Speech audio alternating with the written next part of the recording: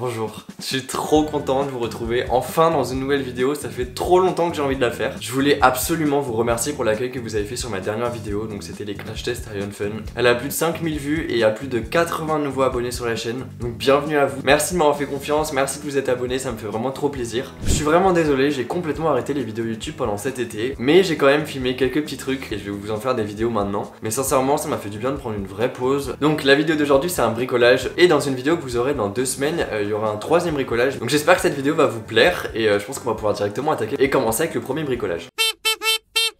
Donc pour vous situer, on est dans ma cuisine, ça c'est le meuble que j'ai fabriqué en vidéo, je vous le mets dans le petit i si ça vous intéresse. Et en fait le problème c'est que quand on rentrait dans la pièce, on avait vu sur le tuyau de la hotte, on voit le tuyau et là il y a un tuyau vraiment moche et là il y a plein de câbles pour cet interrupteur là qui sont vraiment moches. Du coup là je vais fermer avec un placo. Donc là il faut que je remplace ça par une prise normale, que je fasse une petite saignée, que je sorte le câble et que je mette mon placo. Parce que moi ma porte elle est juste là, donc attendez je vais encore vous montrer. Et à cet endroit là, c'était ici, en fait on avait vu directement sur les câbles, enfin bref.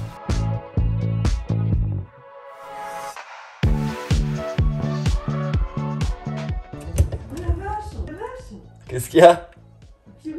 Là. C'est blanc, on se croirait dans la neige. Ouais mais attends, tu veux venir voir? Non, il y a trop de poussière.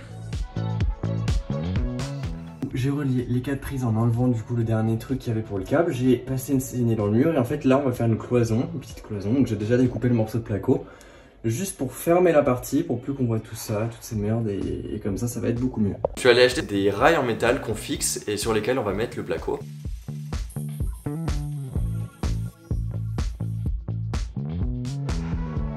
Et j'ai découpé donc dans le placo, je crois que j'avais fait avec une scie sauteuse. De toute façon vous verrez les images donc vous saurez.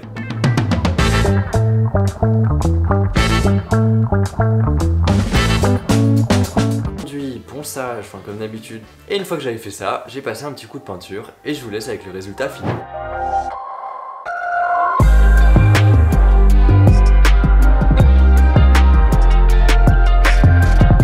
Et on passe directement au deuxième bricolage. Le but c'était de cacher les câbles qui descendaient des deux applis qui sont juste derrière moi. D'ailleurs il y a Clara qui dort juste là, donc elle en profite pour faire un petit zoom sur le lit. À l'époque il n'y en avait pas du tout quand je suis venu ici et donc du coup il n'y avait pas de fil électrique. J'avais mis un fil électrique noir un peu vintage. Sauf que maintenant ça fait à peu près 1 an que c'est comme ça et j'aime plus trop. J'ai décidé de faire 2 saignées dans le mur pour pouvoir passer les câbles à l'intérieur. Donc ce que je fais c'est que je place en tout premier les 2 endroits où je voudrais avoir mes interrupteurs. Donc c'est toujours un peu chiant de savoir où on veut mettre les interrupteurs parce qu'il faut voir dans le côté pratique. Et j'ai fait attention aussi de les mettre un petit peu décalés à droite et à gauche pour pas que quand on s'appuie avec un coussin ça éteigne ou ça allume la lumière. Et une fois que j'avais fait tout ça, on s'attaque directement au trou pour les interrupteurs. Pour faire un trou dans un mur c'est super simple, il faut utiliser ce qu'on appelle un foret. Donc les forets il en existe plusieurs types pour différents types de murs que vous avez. Donc il y en a pour le béton, il y en a pour le fer, même si c'est rare d'avoir des murs en fer c'est vrai. Mais l'avantage c'est qu'ici on a du placo, c'est super simple à creuser. Sauf que pour un interrupteur il faut faire un gros trou et pour faire un gros trou il faut utiliser ce qu'on appelle une scie cloche. Tout simple, je le branche sur une visseuse ou une perceuse et je fais mes 2 trous de chaque côté. J'enlève mes 2 appliques en haut. Je viens de déchirer mon t-shirt, alors que c'est un t-shirt qui est hyper récent et que j'aime beaucoup.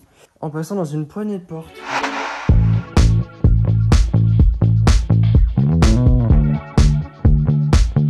Je sais pas si on voit en vidéo mais il y a de la poussière partout. Bon, c'est un peu le fiasco, mais une fois que j'ai fait tout ça, je peux ouvrir mes prises. Donc pour le faire, c'est tout con. Encore une fois, on enlève le cache, on dévisse et voilà. Ensuite, de ces prises, on va tirer des câbles. Je vais juste enlever le noir qui est autour du câble pour pouvoir avoir les petits fils à l'intérieur, que eux aussi je vais dépioter pour que le courant puisse passer directement par le métal. Je les relie à mes prises. Ici, on aura notre interrupteur et là-haut, on aura la lampe, donc les câbles qui sortent vers elle.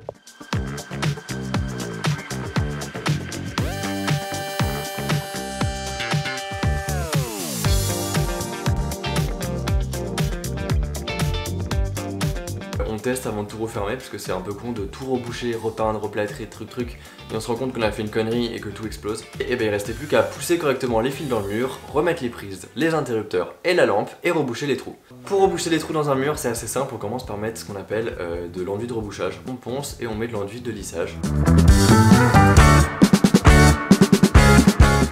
on a la deuxième qui normalement marche. Incroyable.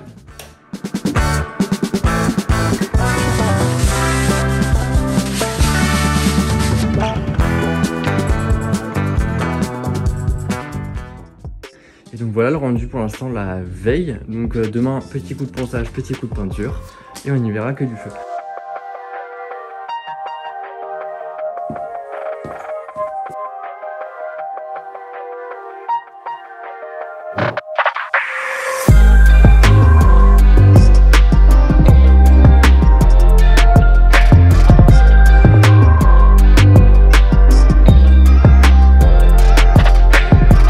super content du résultat, dites-moi ce que vous en pensez en commentaire et si ça vous plaît. Au moment où je vous tourne la vidéo, on est en octobre, ça va pas bouger, y a aucun problème. C'est vrai que c'est des bricolages qui m'ont pris beaucoup de temps, mais comme j'étais en vacances d'été, j'avais le temps de le faire. Et c'est des petits détails mais qui me font vraiment plaisir et c'est des trucs qui sont à la fois du détail et à la fois ça se voit beaucoup. Et voilà, on arrive à la fin de la vidéo, donc j'espère qu'elle vous a plu. N'hésitez pas à vous lâcher en commentaire et vraiment à me faire plein de retours parce que ça me permet vraiment d'améliorer mon contenu et de faire quelque chose de plus quali qui peut plus me plaire et plus vous plaire. N'hésitez pas à mettre un like si c'est le cas et à vous abonner si c'est pas encore fait. Je vous invite également à me suivre sur TikTok, c'est pas les mêmes contenus que sur ma chaîne YouTube. Je vous mets mon TikTok juste là, c'est tout simple, c'est Charles CSTO. À vendredi prochain 17h pour une nouvelle vidéo. Salut!